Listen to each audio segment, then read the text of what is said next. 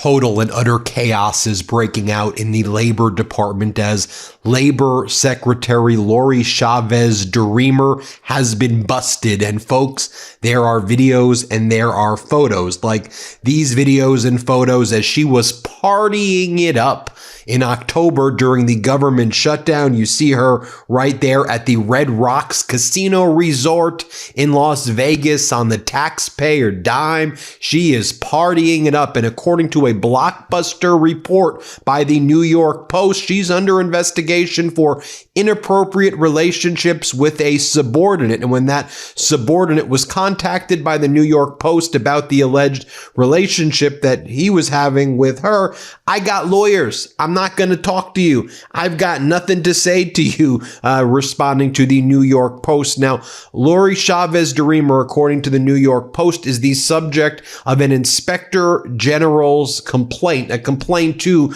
the IG by an employee or by a whistleblower there who got their hands on these photos and videos and who has made these allegations against Lori Chavez-DeRemer. She denies it, but after the New York Post story broke, her top aides were put on leave for allegedly aiding and abetting what could be described as fake or fraudulent trips. Again, Chavez-DeRemer denies this, but according to the allegations against her, she would love to take these lavish trips and vacations, and she would try to come up with some excuse to say why this was part of her functions at the Department of Labor in order to justify going to all of these locations. And apparently everybody at the Department of Labor was describing her as the boss from hell who would just make them do the most menial tasks, for her and do errands for her. And she was using them all like her own personal assistant to live this glamorous life. You're the Secretary of Labor. You're supposed to be standing up for unions and standing up for workers, but it seems all Lori Chavez-DeRemer wanted to do was go on these lavish trips, according to the allegations. And again, she denies this, but have this what could be described potentially as an inappropriate relationship with a subordinate. But get this as well. You know who the Inspector General is now, who's investigating the claims? Can I just explain to you how corrupt the Trump regime is? Well, the Inspector General is somebody by the name of Anthony P. D'Esposito. Does that name sound familiar to you? Anthony P. D'Esposito. Look at him right here being sworn in as the 9th Inspector General 5 days ago. Our mission: enforce the law, root out fraud, waste, abuse, and trafficking, and protect American workers and taxpayers without fear or favor.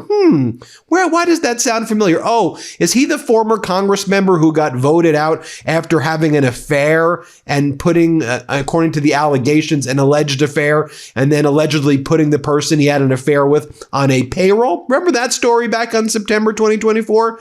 He put his lover on the payroll. D'Esposito, New York Republican, gave part-time jobs to both his lover and his fiance's daughter in possible violation of House ethics rules. And remember when he was asked about it and he ran away? Here, play this video of D'Esposito right here, who's now the guy in charge of the investigation of Lori Chavez-DeRemer's inappropriate travel, inappropriate relationships with subordinate, where there are these photos and other videos, and while her staff is on leave while this is all taking place. Oh, and there's other allegations about drinking on the job with other people, throwing parties in the Department of Labor building. I'm glad they're having, while Americans can't afford things, while people can't afford homes, while we're in a jobs recession right now, while the American worker is suffering right now, as inflation continues to rise, as people are psychologically tortured living paycheck to paycheck, if they're lucky enough to get a paycheck. Lori Chavez-DeRemer, she's living the life. This is what's going on here. Just play this clip of D'Esposito for a second, though, running away.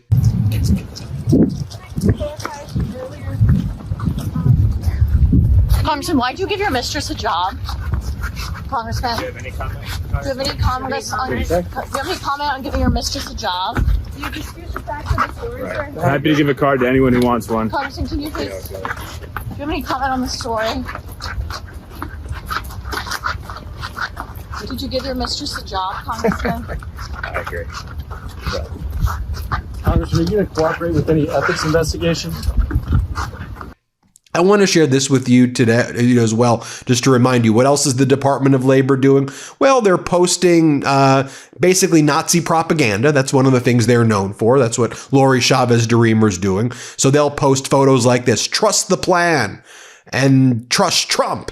And then that's trust the plan, trust Hitler. Or they'll post one homeland, one people, one heritage. Remember, you are Americans. And that's literally a line that's translated. If you go back to Germany, that one homeland, one people, one heritage was what was one of the slogans of Hitler. Posting photos like this, the 13 colony Betsy Ross flag.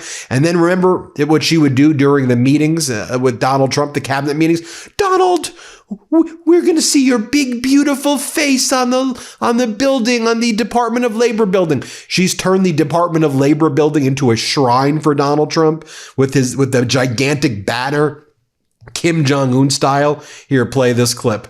If you all haven't stopped by the Department of Labor, Mr. President, I invite you to see your big, beautiful face on a banner in front of the Department of Labor, because you are really the transformational president of the American worker, along with the American flag and President Roosevelt. And this despicable individual, Lori Chavez-DeRemer, she was a Congress member from Oregon for a term, and she lost, fortunately, because she's literally the worst. But she would pretend that she supported unions and workers. She pretended that she supported the PRO Act.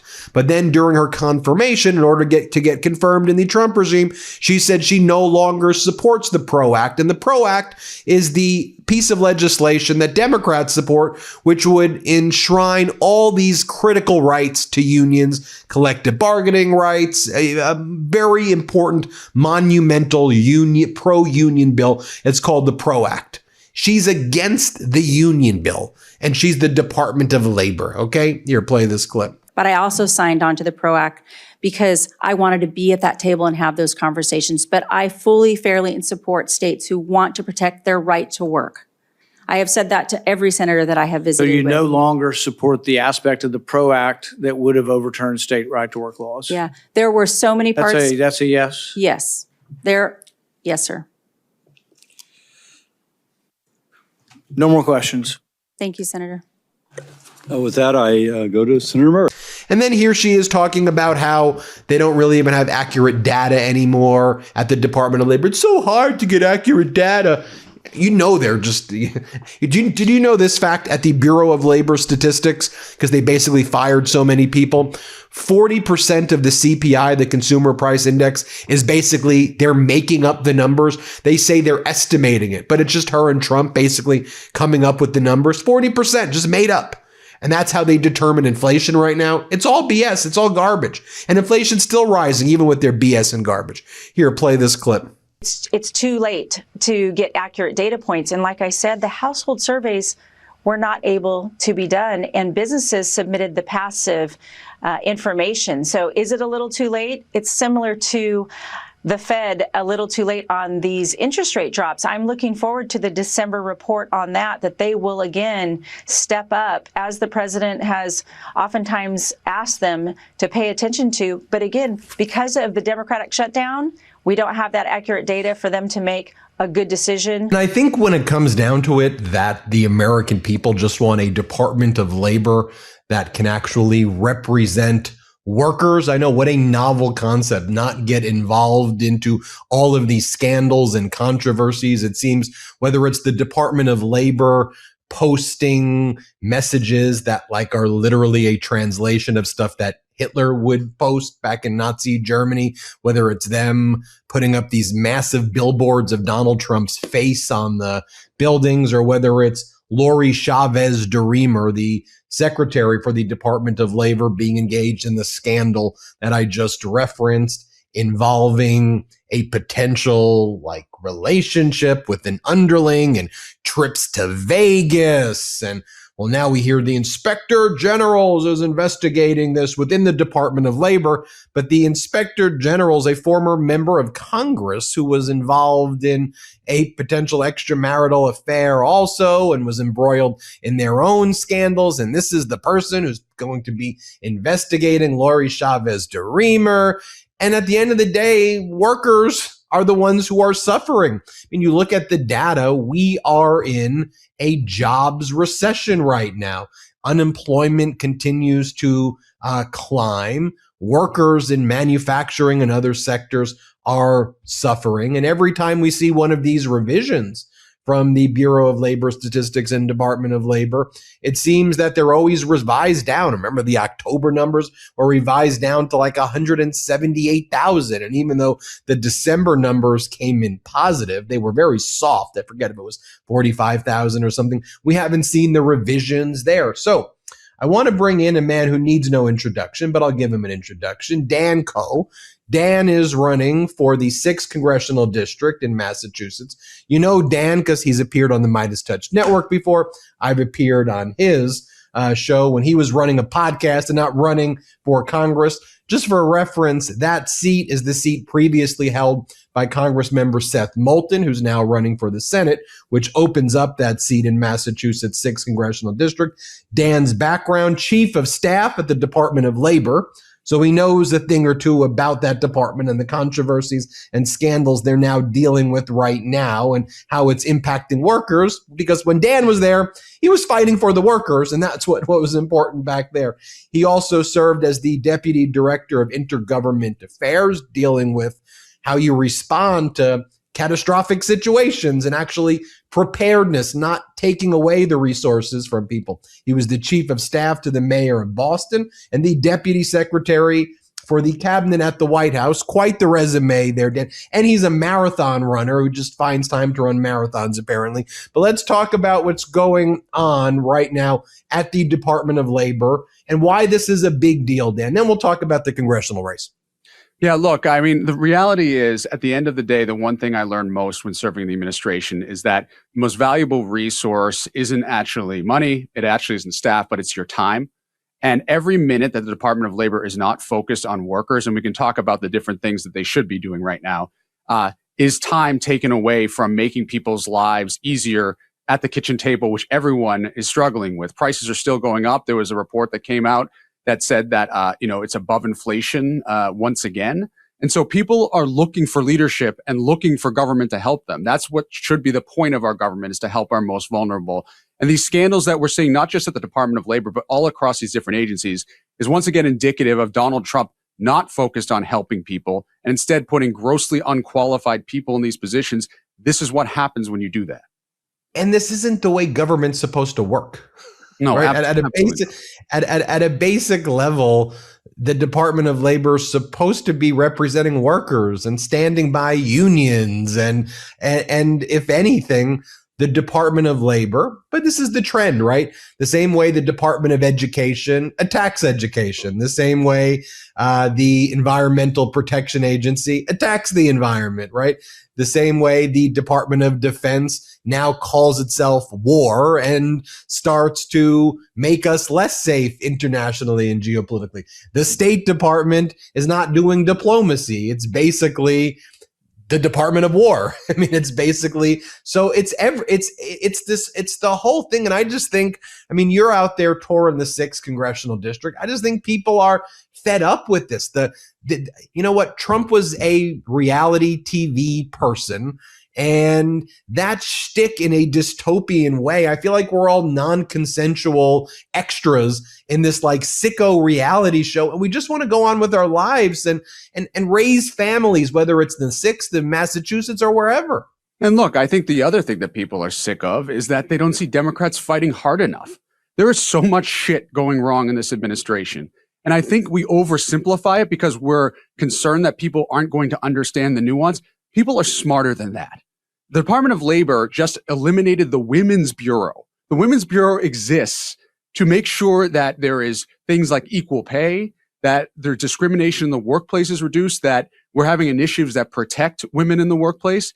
They are fighting to take away pay from home health care workers. There was a rule that the Biden administration rolled out to essentially ensure minimum wage for any home health care worker in this country. Trump is actively working to rescind that. And by the way, it's not just rescinding it. There's a typical process, without getting into the weeds, where they do an analysis. This is a typical part of the process, where you do an analysis to show the impact of what you're doing with a rule. Obama administration, when they rolled out a rule like this, had 50 pages worth of analysis. When Trump went to rescind it, he had 3 pages, right? These guys just don't give a shit, okay? They don't give a shit about workers. They don't give a shit about us. And that is the reality of this presidency. So Democrats need to call that out every single day. We can't be afraid to do it. And we can't underestimate the voting public who want this information, who want to take it to their neighbors and say, this is what this president is actually doing. Don't believe his words, believe his actions. So one quick question about the Department of Labor that was on my mind that you know, and then I want to talk more about the 6th, because I think this doesn't get enough attention. The CPI, the Consumer Price Index, which is one of the metrics that's used to gauge, the inflation. I've heard that because the Bureau of Labor Statistics now has lost a lot of people there, and a lot of the statisticians are gone, or they're not being able to do their work. The surveys that go out to the businesses, the quality of them has decreased. That's not to suggest that there aren't hardworking people still at Bureau of Labor who are doing their best under very difficult circumstances and trying to operate with integrity. But I've heard that as much as 40% of the CPI data could be based on estimates or guesses without actually getting the data. And I say that because when you see inflation rising, year over year, 2.7% was the latest reading. That's clearly still well above where the Fed wanted it to be. But whenever I speak to people, and I don't want to extrapolate personal experiences for a broader data set, when you go to a grocery store, when it comes to your home energy prices, and healthcare prices, it certainly seems that the inputs that impact people are significantly higher than 2.7. I don't want to be conspiracy theorist person, but how do we grapple with that seeming incongruity? I mean, the reality is this is a president who doesn't want any reliable government data. What he wants, essentially, is to remove any objectivity from our government, and the Bureau of Labor Statistics has historically been the gold standard for the world. Trillions of dollars of decisions are made based on what the Bureau of Labor Statistics publishes, what's supposed to be monthly. Donald Trump does not want that, because the other data that comes out that people make decisions off of are private sector data. And Donald Trump knows that he can control those people with the kind of intimidation he's already seen. Just take one look at the corporations that donated to the East Wing. Renovation is a very generous term. I would argue destruction, right? These are private sector organizations that want to be in Donald Trump's favor. So what do you think is going to happen when he starts applying pressure to them, right? So he is doing the same thing with the BLS. As you remember, he fired the commissioner for zero cause. He has a strained team that the morale is through the cellar there. But that's all because he just wants to be able to promote the economy that he wants without any kind of data to argue against what he thinks is the right thing to say to the American people. He's trying to fool the American people, and we can't fall for it. Talk about the 6th, talk about the race, touched on it a little bit, but you travel the 6th. What are you hearing? What do you want the people there to know? I know there's a lot of Meidas Mighty out there in that district. Look, the Meidas Mighty is strong out here. And what I hear over and over again is we need fighters. We need a fighter who isn't afraid to call out this president on everything that he does. Because you guys do it every day. The mainstream media keeps getting distracted with something crazier every single day. But we can't let this president off the hook.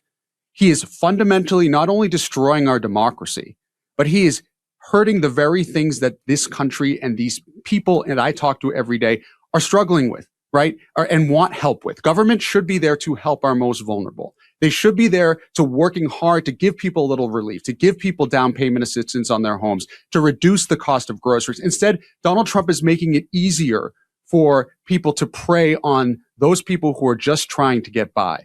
And the other thing, Ben, I have 2 German, Irish, Italian, Lebanese, Korean American kids. I want them to grow up in a country that's proud of its diversity. The only reason why a Korean Lebanese guy even has a chance to be a congressman from his hometown district is because when my grandfather, who came from an island off the coast of South Korea and was granted asylum here, it's because he came to an America that believed that immigrants are our strength. If you look at our rivals, if you look at Russia, if you look at China, they are 85 to 90% one ethnicity. The United States is not even close in its diversity rates in comparison. That is what got us here. That is what makes us unique. And we have a president who is espousing the absolute opposite of that. And we have to fight back against that because that is what makes us truly great. Where can people learn more about the campaign and learn more about you? KohForCongress.com. That's KOH for Congress.com. I'll be running all around the district, and I hope to earn the vote of the Meidas Mighty who are listening right now. Dan Koh running for Massachusetts 6th Congressional District. I thought your resume's next level there, Dan. But more importantly than the resume, it's what you do. This is what I tell people when I teach it. A resume is one thing, but what you do with that background and where you choose to fight, I think is very telling. And the fact that you put your name in for this race, and you could be doing a lot of things, but devoting yourself to public service says a lot. So thanks for all the work you do, Dan. Thank you, Ben. And thank you for all you do to fight for justice in this environment, especially. We need you more than ever. Thank you. And everybody hit subscribe. Let's get to 6 million subscribers. Want to stay plugged in? Become a subscriber to our Substack at MeidasPlus.com. You'll get daily recaps from Ron Filipkowski, ad-free episodes of our podcast, and more exclusive content only available at MeidasPlus.com.